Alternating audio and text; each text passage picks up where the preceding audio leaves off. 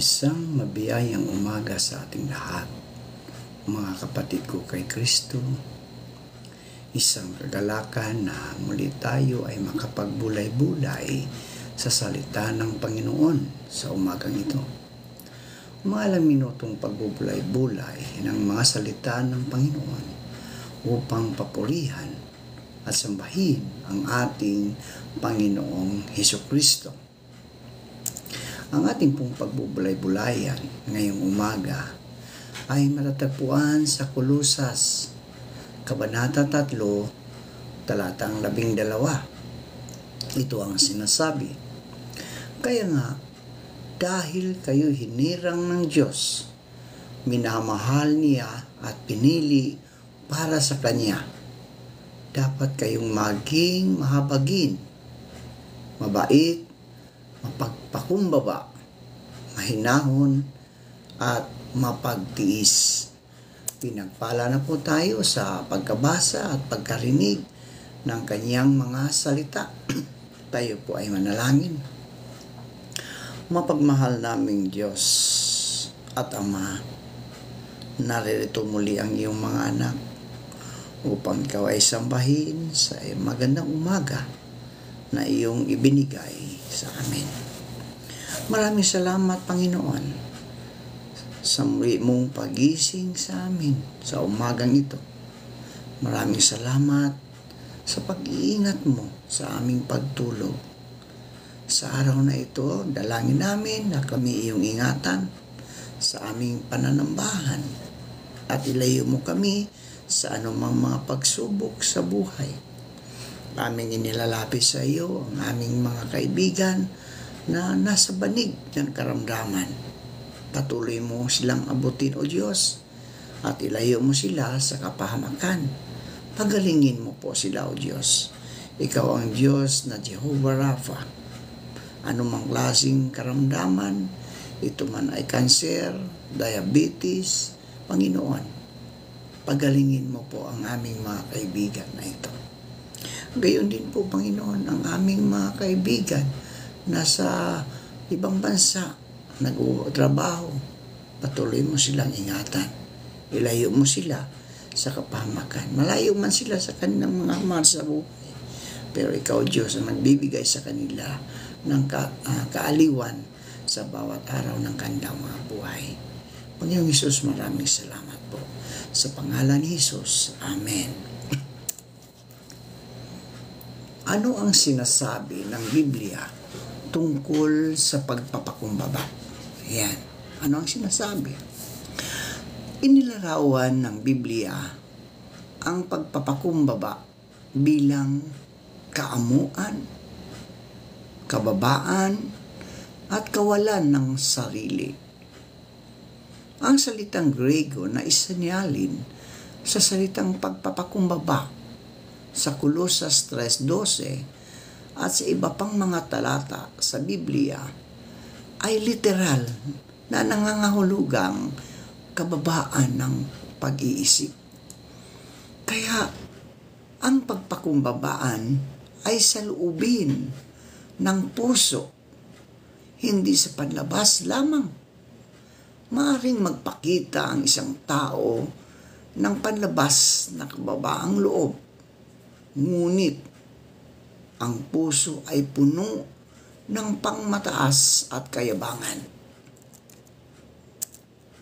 Sinabi ni Jesus na ang mga aba sa Espiritu ang makapapasok sa kaharian ng langit ayon sa Mateo 5, talatang 3. Ang maging aba sa Espiritu ay nangangahulugan na ang mga tao lamang ang umaamin sa kanilang kawalan, kakayahan sa espiritual at magmamana ng buhay na walang hanggan.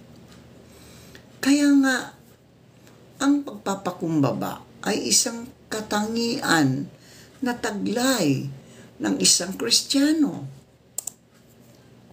Kung lalapit tayo kay Kristo, mga kaibigan, bilang mga makasalanan, dapat tayong lumapit ng may kapakumbabaan. Kinikilala natin na tayo ay pulubi na lumalapit sa Kanya na walang dalang anuman, kundi ang ating kasalanan at ang ating pangangailangan ng kaligtasan. Kinikilala natin ang kawalan natin ng karapatan at kakayahan na iligtas ang ating sarili. Nang inalok niya sa atin ang kanyang biyaya at kahabagan, tinanggap natin iyon sa kapakumbabaan at pasasalamat na itinalaga ang ating sarili sa Kanya at sa ibang tao. Namatay tayo sa ating sarili upang makapamuhay tayo bilang mga bagong nilalang kay Kristo. Pangalawang Korinto, Kabanata 5, talatang 17. Hindi natin kinalilimutan na pinalitan na rin niya ang ating pagiging walang halaga ng kanyang walang kapantay na halaga, ang ating kasalanan ng kanyang katuwiran. At ang buhay natin ngayon ay ipinamumuhay natin sa pananampalataya sa anak ng Diyos na umiibig sa atin at nagbigay ng kanyang buhay para sa atin. Iyan ang tunay na pagpapakumbaba. Ang pagpapakumbaba na naayon sa Biblia, mga kaibigan, ay hindi lamang kinakailangan para makapasok sa kaharian. Kinakailangan din ito upang maging dakila sa kaharian. Mateo, Kabanata 20, talatang 26 hanggang 27. Si Jesus ang ating modelo, mga kaibigan. Si Jesus ang ating modelo. Kung paanong hindi siya dumating para paglingkuran, kundi para maglingkod. Dapat din nating italaga ang ating sarili sa paglilingkod sa iba, sa isalang-alang ang interes ng iba ng higit kaysa atin. Pilipos 2:3. Ang saloobin ito ang nag-aalis ng makasariling hangarin, kayabangan at ang pagkakabahabahagi na resulta ng pag-absuelto at pagtatanggol sa sarili. Hindi nahiya si Jesus na magpapakumbaba bilang isang alipin. Ayon sa Juan, Kabanata 13, talatang 1 hanggang 16. Hanggang sa kamatayan sa krus. Pilipos 2:8. Ang kanyang kapakumbabaan, lagi siyang naging masunurin sa kanyang ama.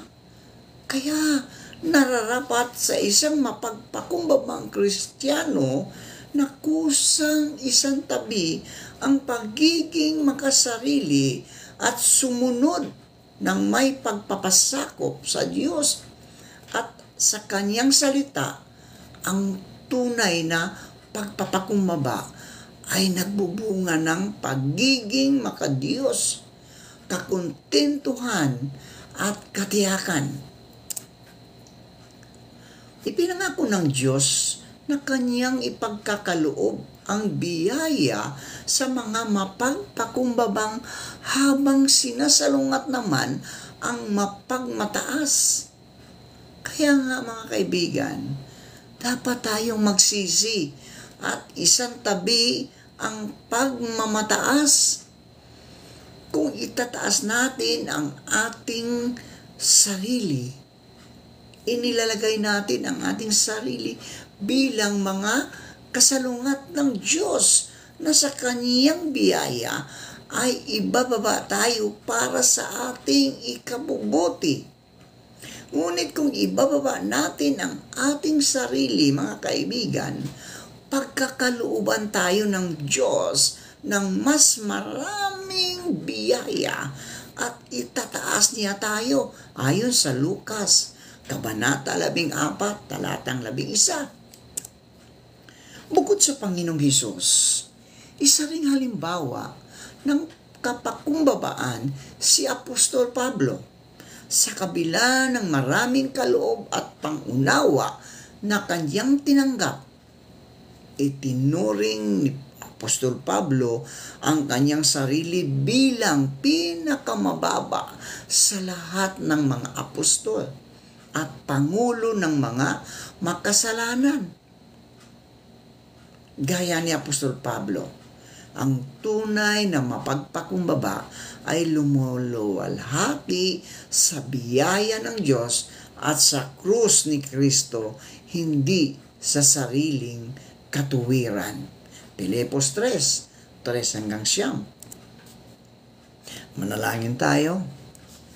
Ama naming Diyos, marami pong salamat sa iyong walang sawang pagmamahal ninyo sa amin. Kaya ikaw, O Diyos, ay nagpapakumbaba, naging alipin upang makilala ka bilang aming Diyos. Dahil ang isang leader ay dapat maging alipin, Panginoon. Naway kami, O Diyos, ay makasunod sa iyo bilang mga anak mo, Panginoon.